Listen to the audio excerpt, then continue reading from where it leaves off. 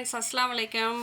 Welcome back to cooking with Sharmi. எல்லோரும் எப்படி இருக்கீங்க? நாங்கள் இங்கே அல்ஹம்துலில்லாஹ் நல்லாயிருக்கோம். இன்றைக்கி என்ன மினி விலாக் பார்க்க போகிறோம் அப்படின்னாக்கா, சாம்பார் வீடியோ பார்க்க போகிறோம். வாங்க ஃப்ரெண்ட்ஸ், என்னென்ன தேவையான பொருட்கள் அப்படின்னா, ஒரு கப்பு துவரம்பருப்பு, அது 100 கிராம் அளவு, 3 தக்காளி, ஒரு சின்ன வெங்காயம், 3 பல் பூண்டு, ஒரு 1/2 டீஸ்பூன் மஞ்சள் தூள், ஒரு 1/4 டீஸ்பூன் பெருங்காயத்தூள், ஒரு 1/2 டீஸ்பூன் ஜீரகம், ஒரு 1/4 கேஜி சொரக்காய்.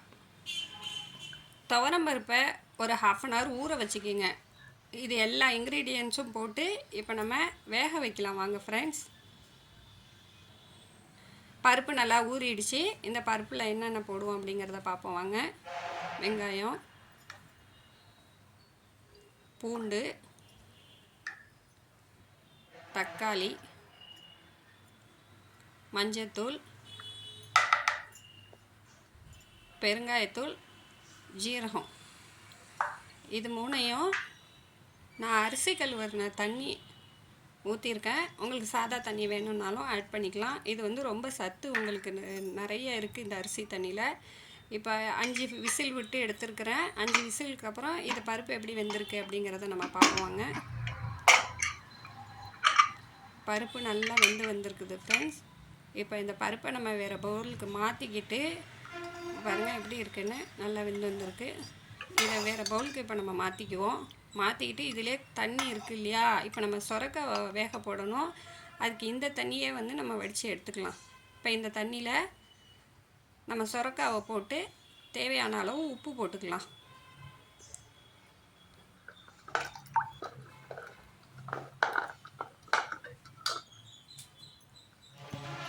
அதுக்கு தேவையான அளவு உப்பு போட்டுக்கோங்க.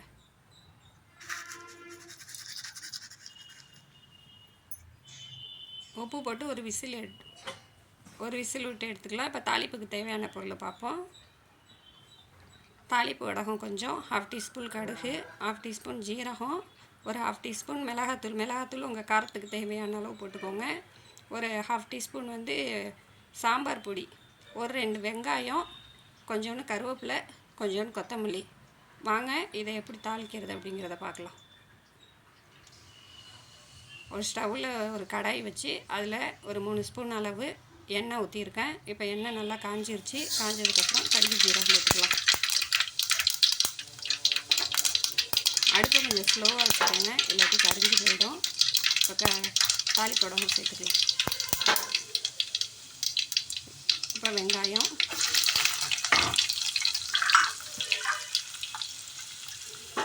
வெங்காயத்தை நல்லா வதக்கி விடலாம். அடுப்பை சிம்லேயே வச்சுக்கோங்க, இல்லாட்டி கரிஞ்சு போயிடும் தாளிப்பு வடகம். அப்புறம் உங்களுக்கு சாம்பார் கசக்கும். சிம்மில் வச்சு வதக்கி விடுங்க. நல்லா வதங்கி வரட்டும். கொஞ்சம் கோல்டன் ப்ரௌன் கலர் வந்ததுக்கப்புறமா நம்ம கருவேப்பிலையை சேர்த்துக்கலாம்.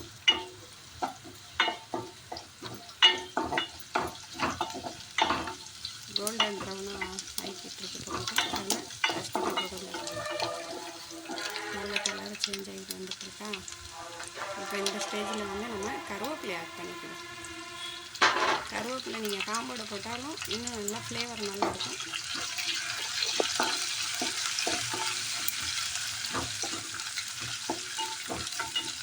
அடுத்த சிம்லேயே வச்சுக்கிட்டே நீங்கள் வதக்கி விடுங்க. நல்லா பொறுமையாக வதங்கட்டும், அப்போ தான் டேஸ்ட்டு நல்லாயிருக்கும். இப்போ நம்ம இந்த ஸ்டேஜில் என்ன பண்ணணும் அப்படின்னா, மிளகாத்தூள் ஆட் பண்ணிக்கலாம். மிளகாத்தூள் போட்டுட்டு சாம்பார் பொடி போட்டுக்கலாம். உங்களுக்கு தேவையான அளவு காரம் போட்டுக்கோங்க ஃப்ரெண்ட்ஸ். நாங்கள் கம்மியாக சாப்பிடுவோம், அதனால் நான் கம்மியாக போட்டுருக்கேன். உங்களுக்கு தேவையான அளவு நீங்கள் போட்டுக்கோங்க. இப்போ வந்திருக்கிற அந்த பருப்பை ஊற்றிக்கலாம். பருப்பு நல்லா கொதிச்சிக்கிட்டு இருக்கட்டும். இப்போ நம்ம மோருக்கு தேவையான பொருள் என்னென்ன அப்படிங்கிறத பார்ப்போம் வாங்க. ஒரு கப்பு தயிர், கொத்தமல்லி, கருவேப்பிலை, புதினா நான் 3 சேர்த்து எடுத்து வச்சுருக்கிறேன். ஒரு 1/2 டீஸ்பூன் ஜீரகத்தூள், தேவையான அளவு உப்பு. இப்போ இந்த மோரை எப்படி செய்வோம் அப்படிங்கிறத பார்ப்போம் வாங்க. ஒரு மிக்ஸி ஜாரில் அந்த தயிரை நம்ம ஊற்றிக்கலாம்.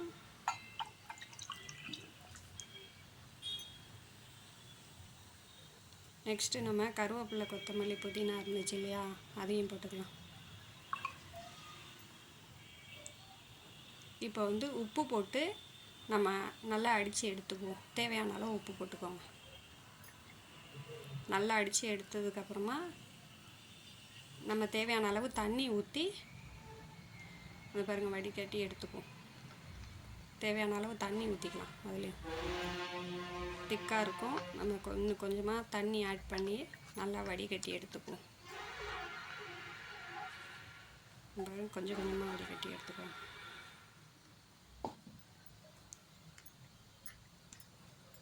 இப்போ பாருங்கள் நல்லா வடிகட்டியாச்சு. இப்போ ஜீரகத்தூள் சேர்த்துக்குவோம். ஜீரகத்தூள் சேர்த்து மிக்ஸ் பண்ணி உங்கள் டேஸ்ட்டுக்கு உப்பு கரெக்டாக இருக்கா அப்படிங்கிறத பார்த்துக்கோங்க. பத்தலை அப்படின்னா போட்டுக்கலாம். தண்ணி தேவையான அளவு தண்ணி சேர்த்துக்கோங்க. இந்த மாதிரி ரொம்ப டேஸ்டியாக ஹெல்த்தியாகவும் இருக்கும். வாங்க இப்போ சொரக்காய் வெந்துருச்சு. இந்த சொரக்காவை நம்ம அந்த பருப்பு கூட சேர்த்துக்கலாம். ஆல்ரெடி தண்ணி விட்டுருக்கு. இதை நம்ம இந்த பருப்பில் கலந்துக்கிட்டு நம்மளுக்கு தேவையான தண்ணியை நம்ம ஆட் பண்ணிக்கலாம். இந்த ஸ்டேஜில் நல்லா மிக்ஸ் பண்ணி விட்டுட்டு உப்பு போட்டுக்கோங்க.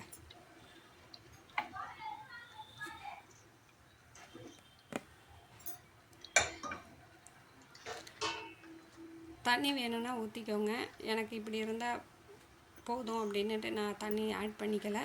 இப்போ நல்லா கொதிச்சு வந்துருச்சு. கொத்தமல்லி தூவி ஸ்டவ் ஆஃப் பண்ணிக்கிங்க. நெக்ஸ்ட்டு நம்ம கீரை பொரியல் எப்படி செய்யலாம் அப்படிங்கிறத பார்ப்போம் வாங்க ஃப்ரெண்ட்ஸ். நான் கீரையை நல்லா க்ளீன் பண்ணி கழுவி எடுத்து வச்சுருக்கிறேன்.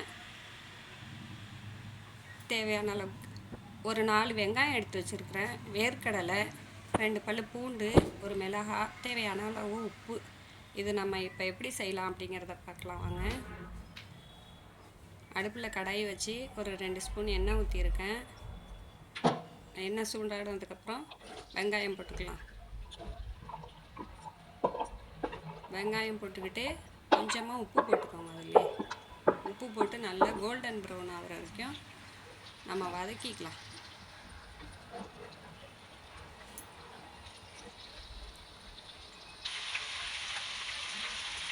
உப்பு போட்டால் வெங்காயம் நல்லா சீக்கிரம் மசிஞ்சு வரும்.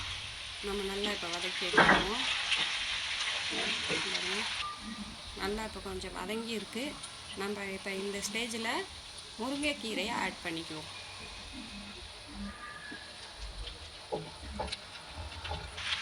முருங்கைக்கீரை ஆட் பண்ணி நல்லா இப்போ வதக்கிட்டு இருக்கேன்.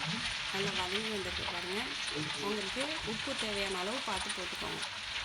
இப்போ ஒரு மிக்ஸி ஜாரில் வேர்க்கடலை,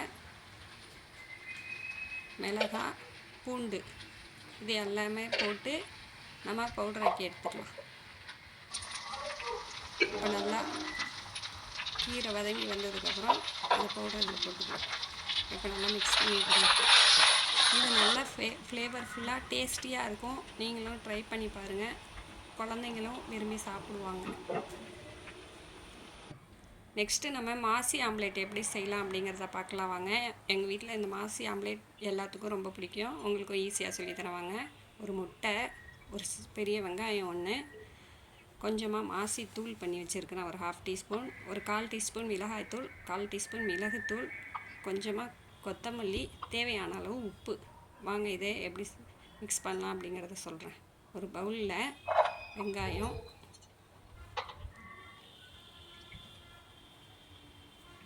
மாசித்தூள்,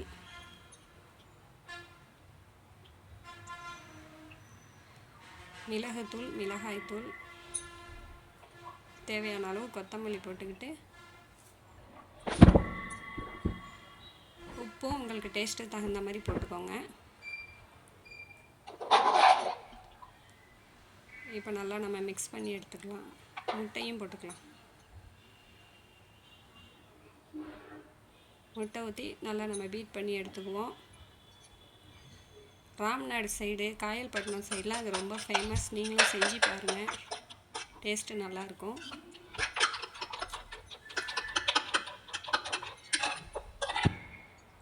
இப்போ ஒரு தவாவை அடுப்பில் வச்சுட்டு கொஞ்சமாக ஆயில் ஸ்ப்ரே பண்ணிக்கிறேன்.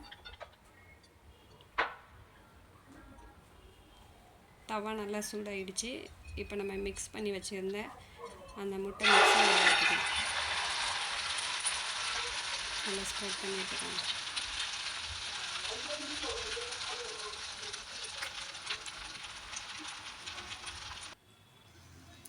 நல்லா பாருங்கள் கோல்டன் ப்ரௌன் ஆகிடுச்சு. இப்போ ஒரு பிளேட்டுக்கு நம்ம ட்ரான்ஸ்ஃபர் பண்ணிக்கலாம். பாருங்கள், அடுப்பில் சிம்மில் வச்சுட்டு செய்யுங்க, நல்லாயிருக்கும், டேஸ்ட்டாக இருக்கும். வாங்க ஃப்ரெண்ட்ஸ், சாப்பாடு ரெடி ஆகிடுச்சு.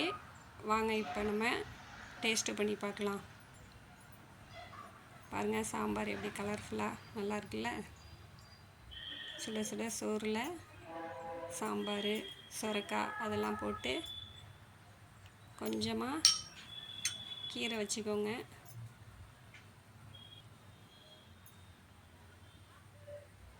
கீரை கொஞ்சமாக வச்சுக்கோங்க.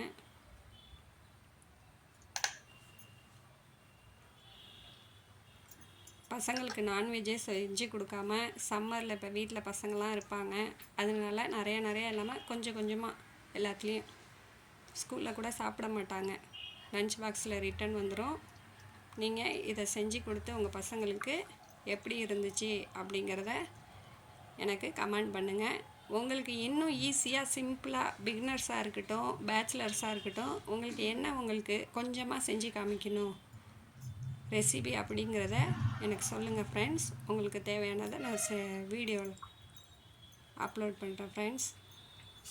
பாருங்கள், கீரையை பாருங்கள், டேஸ்ட்டாக சூப்பராக இருக்குது. சாம்பாரும் சூப்பராக இருக்குது.